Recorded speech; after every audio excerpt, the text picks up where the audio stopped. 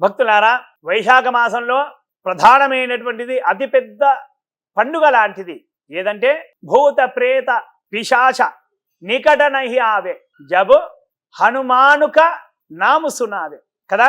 భూత ప్రేత పిశాచ బద్ధ బ్రహ్మ రాక్షస యక్ష యమదూత శాకిని ఢాకిని సర్ప స్వాపద గండ భేరుండ అరివీర భయంకరమైనటువంటి దుష్టశక్తులు మనను చుట్టుముట్టినా మనం కప్పేసి పెట్టినా కూడా ఒక్కసారి జై హనుమాన్ అని ప్రార్థన చేస్తే చాలు, కనురెప్పపాటులో అవన్నీ కూడా దూరం అయిపోతాయి కదా.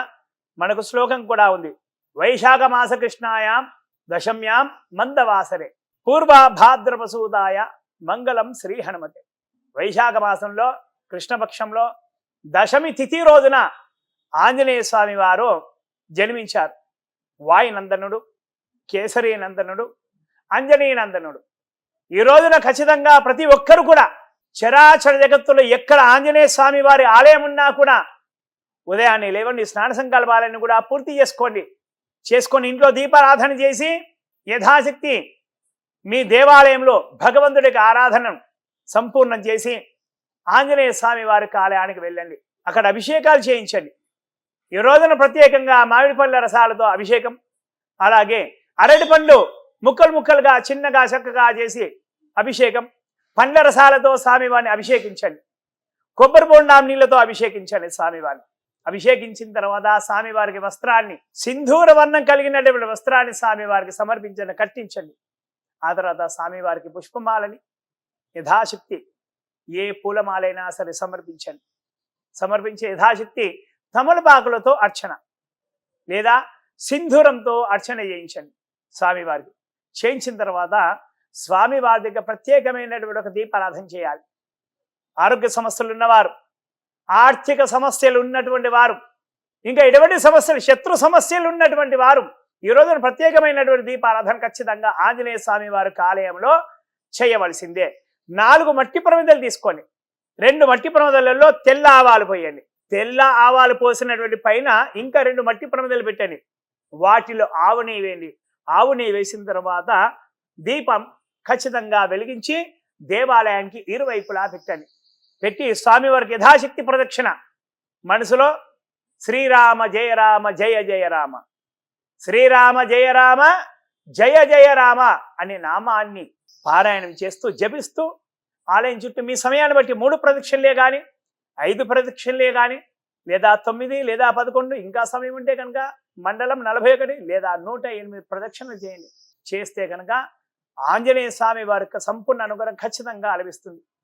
ఆంజనేయ స్వామి వారి గురించి మనం ఇప్పటికీ చెప్పుకుంటాం, చూసి రమ్మంటే కాల్చి వచ్చేటువంటి భగవంతుడు ఆంజనేయ స్వామి కదా.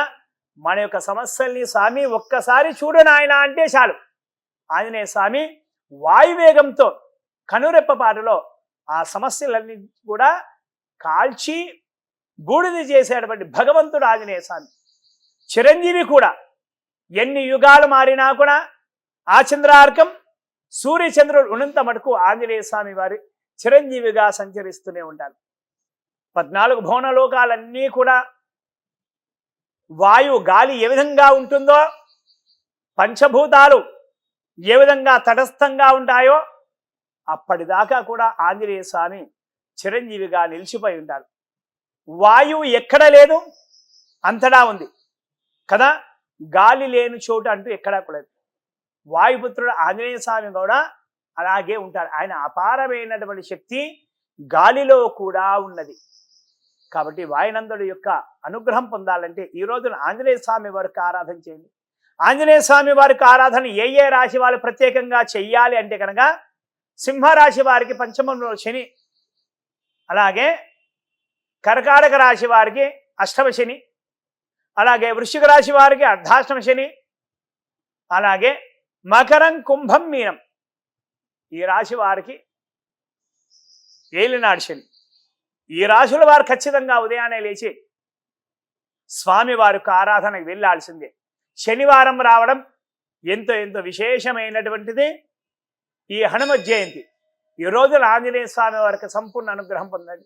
ఆంజనేయ స్వామి వారి యొక్క అనుగ్రహం ఏ విధంగా ఉంటుందంటే సాక్షాత్ భోళాశంకరుడు యొక్క అనుగ్రహం ఏ విధంగా ఉంటుంది, అడగగానే వరాలు ఇచ్చేస్తాడు కదా, అలాగే ఈ వాయునందనుడు, అంజలీసుతుడు, కేసరీనందనుడు కూడా అడగగానే వరాలన్నీ కూడా ఇలాగే ఇచ్చేస్తాడు. ఆ వరాలు కూడా ఎక్కడ కూడా ఆగి వాయువేగంతో మనకు అందుతాయి. కాబట్టి భక్తులారా, ఈరోజు ఎంతో విశేషం. శనివారం హనుమత్ జయంతి రావడం ఎంతో విశేషం. కాబట్టి వెళ్ళి అందరూ కూడా స్వామి వారి యొక్క సేవలో పాల్గొనండి. జై శ్రీరామ్, జై జై శ్రీరామ్.